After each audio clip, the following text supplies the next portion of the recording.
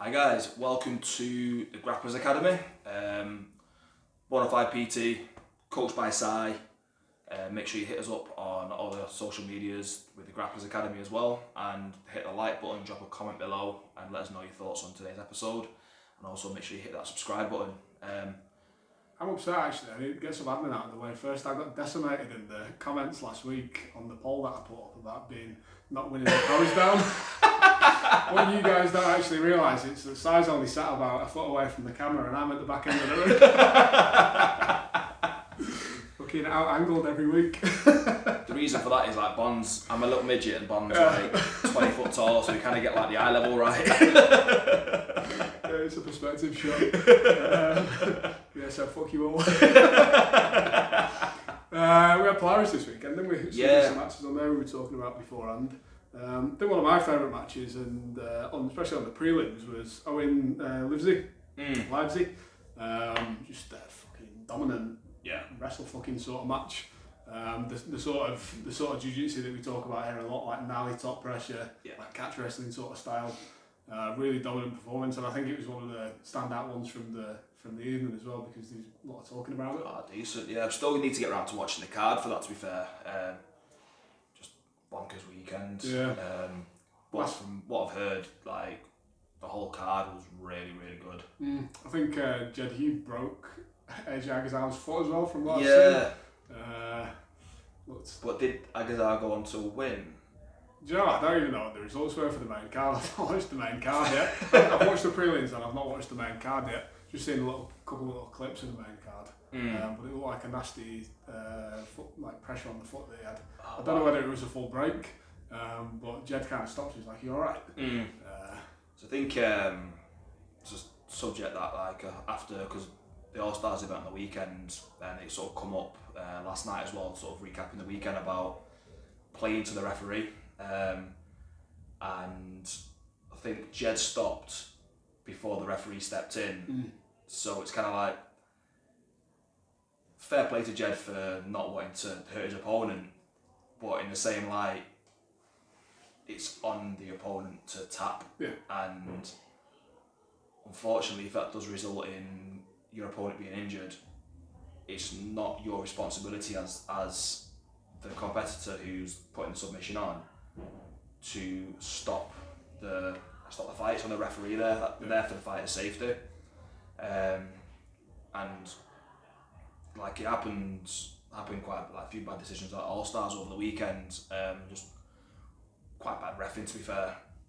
But yeah, I think it's a sort of, we need to start playing more to the referee a little bit, and unless they come over, pat you in the back and say stop, or try and break you up, you kind of almost have to keep fighting on. It's hard as well from a refereeing point of view, because it's a long day on the mats, and you might, the definitely mental fatigue can start kicking in from the referee's point of view. From the, if you've had a long day on the mats and you're in those last couple of divisions, you might have like ref back to back for 5-6 hours. And you've got to be mentally switched on for the whole time as well. Definitely. So, there might be one of those matches where it's like a weird sort of kind of lully match, and then a quick submission on at the end. And it's tough to make a decision sometimes and just be switched on all the way through. But yeah, it's a tough one, isn't it? So if it's a choke, it's quite kind of fairly safe. They're going to go out, and it's pretty safe. But if somebody wants to kind of let their leg break or their arm break on a professional show, they're being paid to do so. It's their choice from a professional athlete point of view, isn't it? Yeah. But on like a local show where somebody who's going to go back to their office job or they're a PT or whatever the next day, you got to be smart for yourself. You can't rely on the referee really to look after you. You've got to know when you've got to know when your limbs are going to break. You got to tap. Yeah. Well, that's it. Like, there should be more onus on the competitor to tap when it's on. But I think sort of the referee sort of knowing not necessarily when to stop the fight, but stopping it properly. So say if it's going out of bounds, rather than shouting stop across the mat, actually letting the players know by like hand on the back and sort of being within range. especially at big events where there's a lot of matches going on, Yep. the mats are side by side.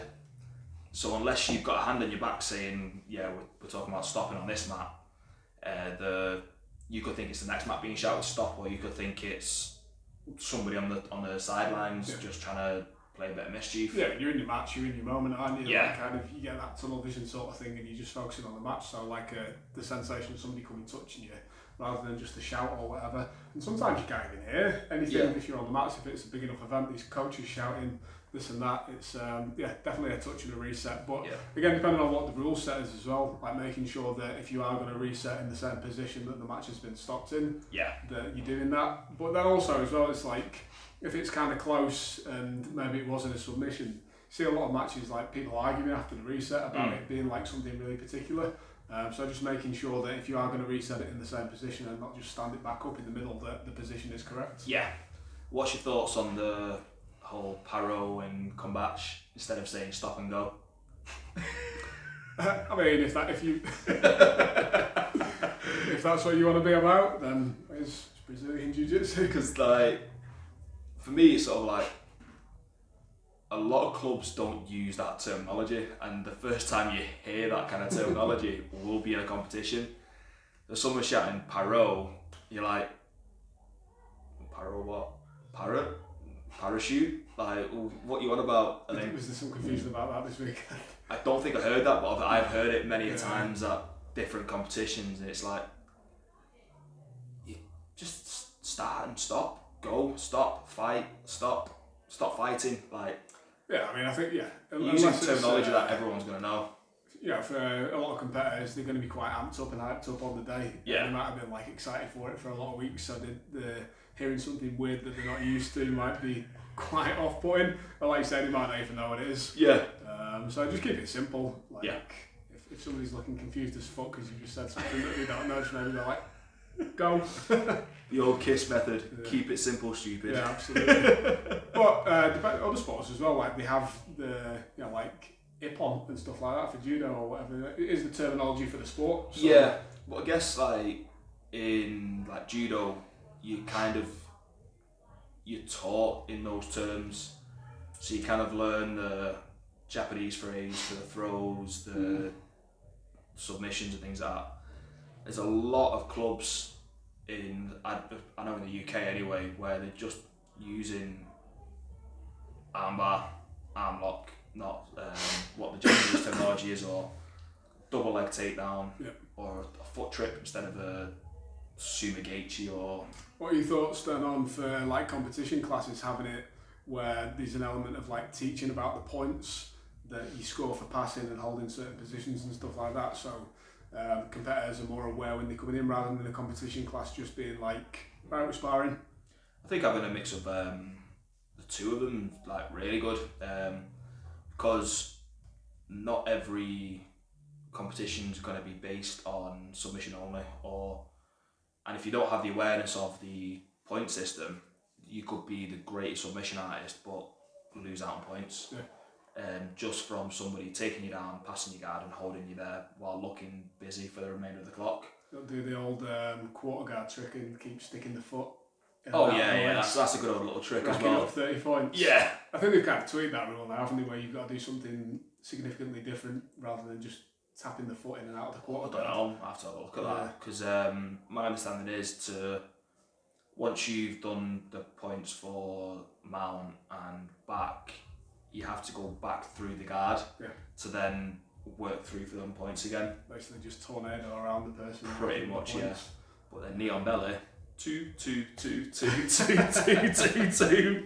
I think I'd be quite happy just winning a tournament like that, to be honest. Oh, that'd be absolutely brilliant, that. How did you win? Oh, knee on belly. Knee on belly, knee on shoulder, knee on face, knee on shoulder. We all know a couple of people who do a bit of knee on face, mate. Oh, yeah.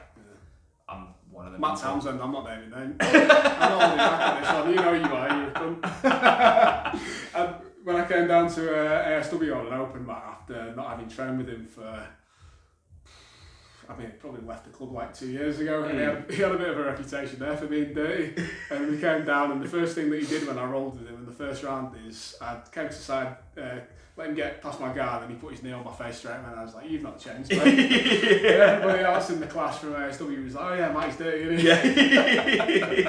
Yeah.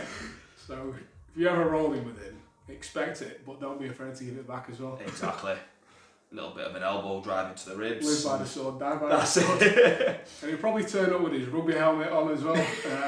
So, you know, he's coming ready for war. It's like the old north-south choke defence where you just sort of turn into them and just drive your chin into the ribs. I like that shit in jiu-jitsu. Yeah. It's funny, innit? Because it doesn't hurt and it's not going to do any damage. It's just like, you know, sort of like getting big brothered. You know, just something dirty like chin in the ribs or whatever. It's like, have you seen the one with you dig the elbow into the armpit for the Kimura? Yeah. Yeah, like where you pull it on and crank it down. Yeah, so like if they're gripping super tight, yeah, expect an elbow into the armpit, and that's not pleasant. 12 games of the week, Luke was showing one of the blue belts, one of the big guys, like if somebody's not tapping to an arm bar, how to turn it onto a bicep slice.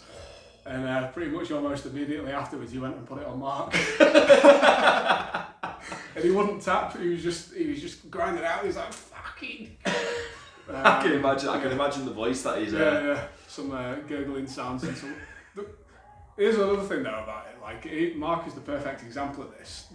How many people have you encountered like when you start hurting them, they start laughing? Oh, like. To be fair, I get like that as well. It's funny, isn't it? Yeah. It's like, oh, we're playing this game out. But some people will just start laughing. It's weird. Like instead of making weird noises and getting into like pain and whatever, they'll just start giggling through it. Right up until the point that you get a tap with them. Yeah. I think it's kind of like, why the fuck have I got caught in this position sort of thing. You get like slightly put off when they're laughing. You're kind of like, what's happening there? They escape, get back on top, and then it's like, honestly, it just made me do it harder. Me on belly, somebody just starts laughing and you're just going to go harder. I want to see the tears. 100%. Jiu-jitsu is fun. Oh yeah, definitely the gentle art. Where the fuck did that come from, honestly? I do not know. I think that's the direct translation, I believe, is it, of jiu-jitsu. So it's like gentle art, but far from it. Far from it. Some clubs are.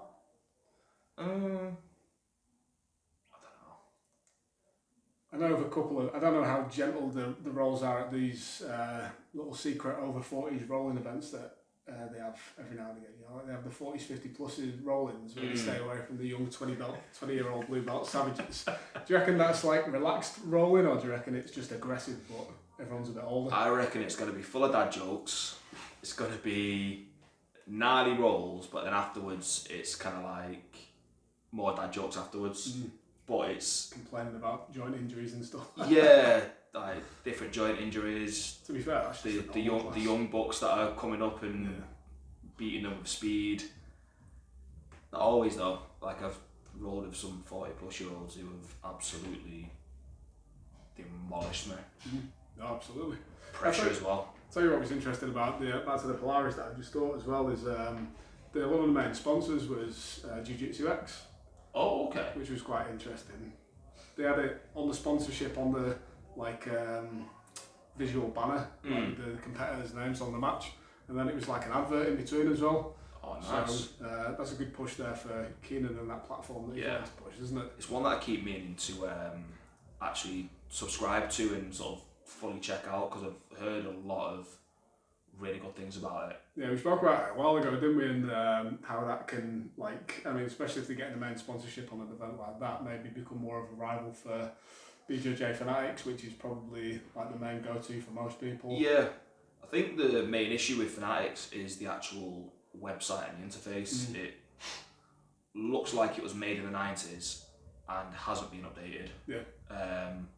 Not gonna lie, the content they have is fantastic. The athletes they get is fantastic, and the quality of, I'd say, the majority of the videos is really good.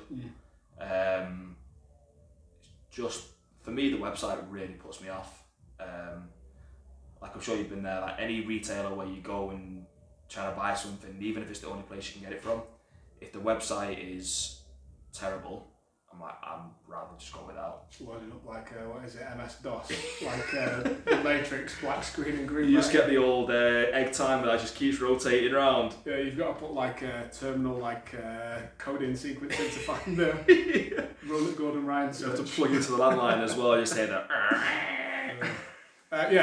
From what I've seen, the Jiu-Jitsu X looks like more it's set up for like a Netflix for Jiu-Jitsu. Yeah, which is good.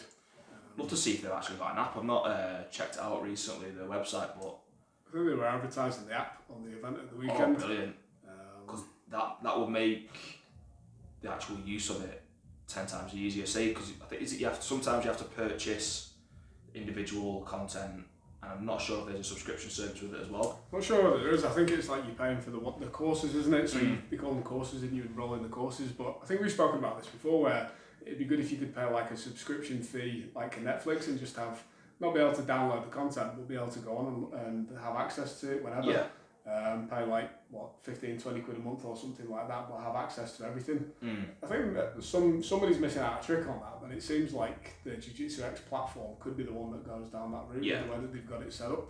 It looks it because Keenan is one of the more forward-thinking grapplers I've got to say out there, with more so with pushing the sport and growing the sport and making access a lot easier, which is only just going to make everything a lot better in the long run. Like the Flow Grappling app is getting better, but there's still a lot of bugs in there. But like I say, the website of Jiu-Jitsu X, looks smooth, looks brilliant. Even the Keenan Online stuff was really good. We've just done like a 10-minute advert for Jiu-Jitsu X and we're not getting paid for it. That's it. Keenan, come on, if you want to give us a bit of a side pay, we're more than happy to push it even more. Or even a free membership. Maybe even a free membership. We could be the first ambassadors of the Jiu-Jitsu X Netflix scheme. Just imagine your logo here. The Mitchell Brothers indoors. We could give it like a 5-star review. The Mitchell Brothers review, 5 out of 5. Anything else? There's quite an interesting thread actually I read on Reddit. I didn't really come across any funny ones this week, but it was basically someone asking for advice if they were being a dick or if they were in the wrong. And what they were asking was, they rolled with their fairly new start, I think they said about 3 or 4 months in, and they were put with someone who's noticeably bigger, but a newer starter, so probably like a month or month and a half in, and they were saying the opponent was over 6 foot and around 200 pounds, and I think they were around 150, 160 pounds and a little bit shorter, and during the rolling rounds they proceeded to sweep, get on top, choke, and submitted them a number of times during the round. And they said that after that round, one of the black belts from the gym or one of the coaches sort of got around him with him, and he said he felt like he was being enforced, and he's like, was I in the wrong for the way that I treated this person? And he added a bit of background saying I'm a judo, I think he said he's judo black belt, or if he's got a couple of years in judo anyway, so he's got a little bit of experience there. And he was wondering, if he got enforced or whether like any other situation could have happened. For me, it doesn't sound like maybe it was a enforcing situation, because when I read it, it didn't sound like he was being a dick. It just sounded like he didn't want to be on the bottom of this heavier player, and managed to catch him with a few submissions. And a really good point that I read in one of the comments was, they could have just been rolling with you to test your level. Like, if you're 3 months in, you've got a background in judo, you may progress a little bit faster. So they could just be seeing whether you're ready for like a couple of stripes or promotion anytime soon. So yeah, that was my take. It didn't seem like, by the description, a bit of an enforcing. It felt more like a bit of a this guy seems to be progressing pretty quickly. Let's see where he's at. Follow-up question on that. Did he get any stripes at the end of the session? Yeah, true. It's hard to say, isn't it, without, there's kind of a couple of different dynamic aspects to it. It's like, what's the nature of the guy that you were rolling with? And I suppose sometimes if you're the smaller guy and you're rolling with a bigger guy, there's a bit of a fear if they're going to be a bit less controlled, if you're going to end up getting hurt, so you might end up putting it. You always generally tend to find that people go a little bit harder with you if you are bigger. Yeah. Just because they're either like a little bit intimidated, even if they know full well that you're not going to hurt them. Yeah. There's always that kind of step up in level from them or intensity, just because of not the perceived weight advantage, the weight advantage. But for, if it's a judo black belt, like. You are very experienced in grappling. Yeah. Even if you've only been doing jiu-jitsu for a little bit, your ability to control a person is there, and obviously you're learning how to do the submissions now. How long had the bigger guy been doing it? Like a month or something like that? Yeah, I think it was in a beginner's class. I think he said that he'd been doing it for about 3 months, and the other lad had been training a less amount of time than him. So I can't imagine that the coach would be enforcing somebody who's like been in the club for 3 months. It's more like something that you do for somebody who's been there 2 years or something like that. Or it depends, doesn't it? If the guy's really good and he's only been training jiu-jitsu for 3 months, but he's actually a judo black belt.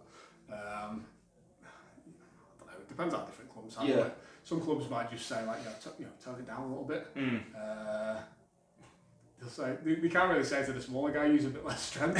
No. But that's the one that you always get as well, isn't it? Use a bit less skill. Yeah. Use a bit less skill to beat him. Just a bit less skillful. I don't think it sounds like an enforcing thing. Maybe they've done something to piss the black belt off the other week, and he was kind of coming back for a bit of a. That's a possibility. Yeah. How's that? Yeah.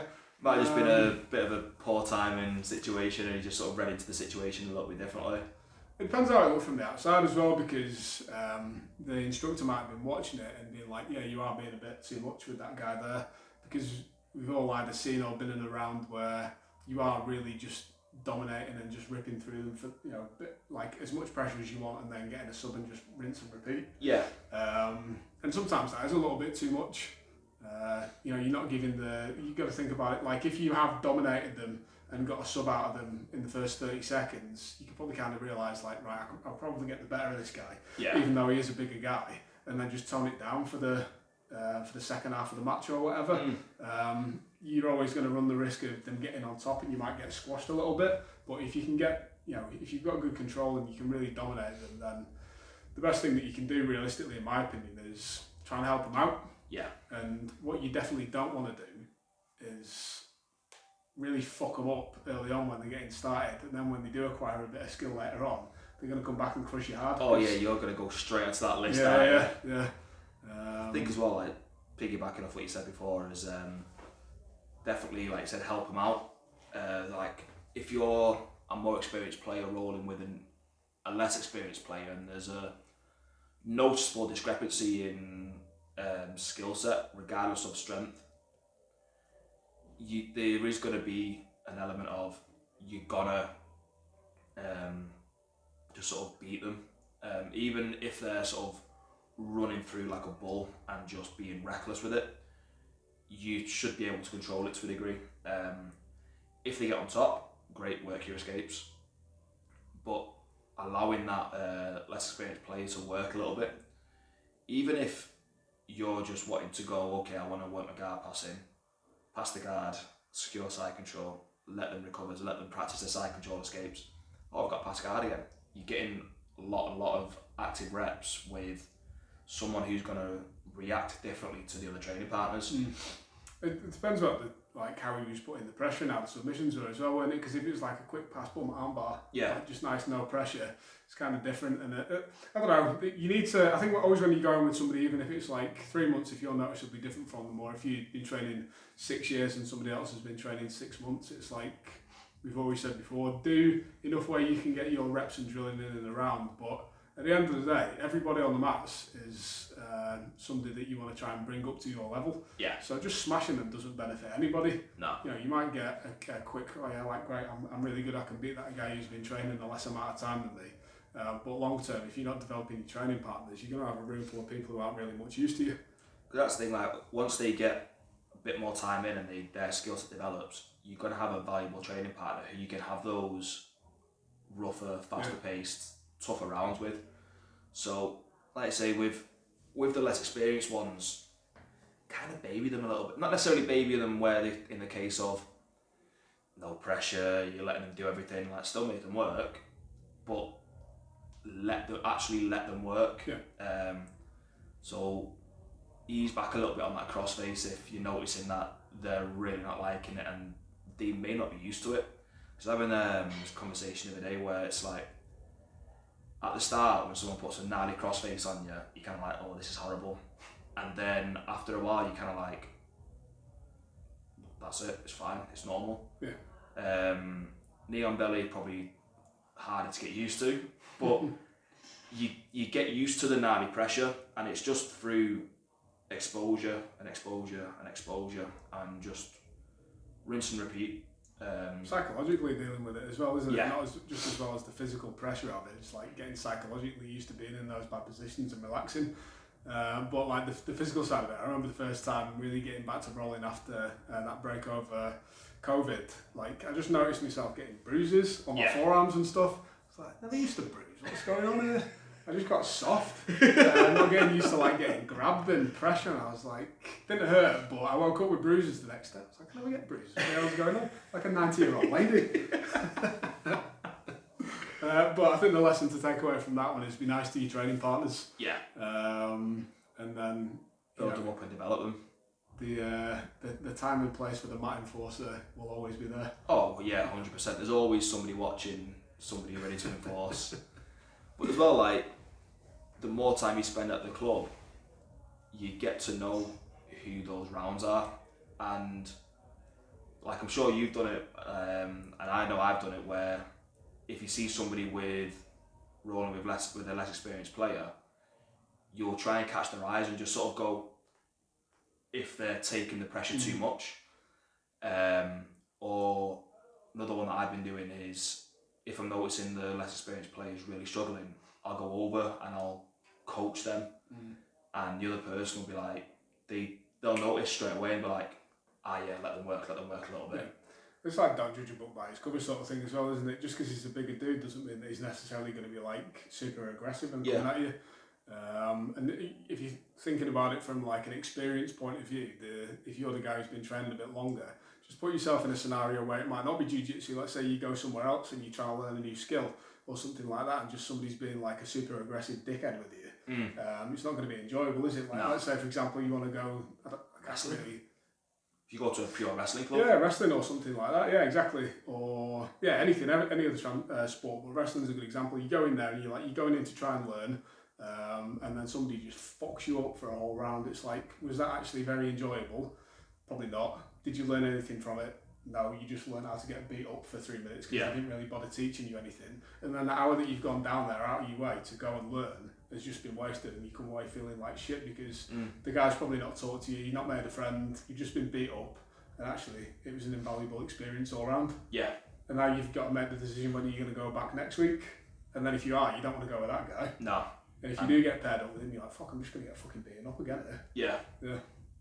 But the other thing I was going to say as well is it's difficult to get into that mindset as well when you kind of fail early on, because I imagine a lot of people are like this, and I know there's definitely not a lot of people who aren't like this, but some people can be quite selfish with this training. Yeah. It's like, I'm here to win and I want to get as many subs in as I can, and not until you get a little bit further into it and inevitably always you end up coaching at different levels in jiu-jitsu with anybody who's less experienced than you, whether that's like you're a better white belt than they are, or you're a blue belt or a purple belt or brown belt, whatever, all the way up to black belt. You end up coaching. So like, until you're in that kind of coaching mindset and you've got the mindset of like trying to help the people that you're with, it's difficult to flick that switch. But for somebody who's a judo black belt, they must have been through that system at one point already to know that you've got to help the less experienced people. Yeah, definitely.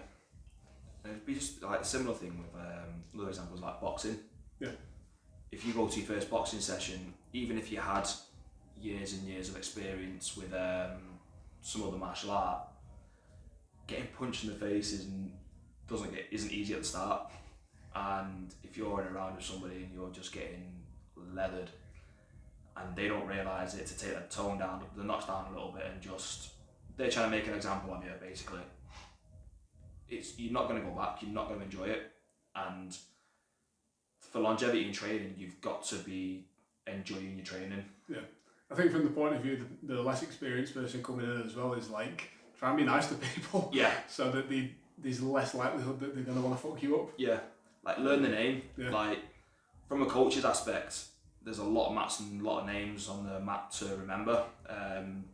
So they may take a little bit longer to remember names. Like I know I've messed up names a couple of times, and I don't feel the best. But if someone corrects me, I'm like, oh, I'm sorry, I apologise, and I work on getting the name right. But if you're working with somebody one-to-one, learn the name. Yeah. And something as simple as that makes a big difference. I'm just laughing. It kind of sounds like we're talking about how to deal with like a hostage negotiation situation. Make eye contact with the person, get their name. They'll be less likely to shoot you. What was it? Stockholm syndrome works. Yeah, can you? Well, maybe that's why Mark laughs when I put the on belly on him. Possibly. He might have a bit of Stockholm syndrome there, just like being used to it, and he actually likes it at the end of it. Just getting pure flashbacks. Yeah. Anything else? Nothing I can think of. We did say that we were going to do like a Reddit topic of the week. Maybe we should open up with that next time. Yeah. So that because that one was the. Yeah. So yeah, we'll open up with that next week. Yeah. Perfect. Spot on. Make sure you again hit us up on all the social media. Bonafide PT, coached by Sai, with the Grapplers Academy. Again, hit that like button, subscribe button, and if you've got a different answer for the Reddit question that we read, or if you've got any suggestions for the Reddit question, let us know. Send it through us on Instagram, Facebook, drop it in the YouTube comments, or we could put a poll up in the week as well. Yeah. Just like ask a question for the podcast. Maybe take one a week. Yeah. No, definitely. See you next week, guys.